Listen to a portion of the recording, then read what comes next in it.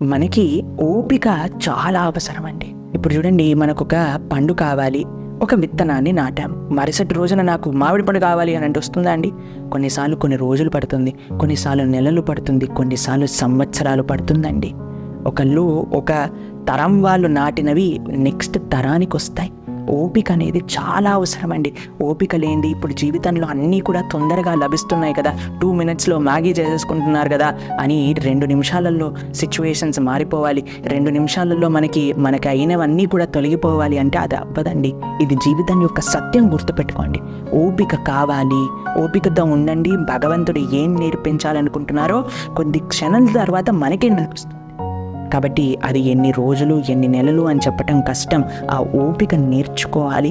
నేర్చుకున్న వాళ్ళే జీవితంలో నెగ్గగలుగుతారు. ఈ జీవితం అనే పరీక్ష గుర్తుపెట్టుకోండి. హరే కృష్ణ.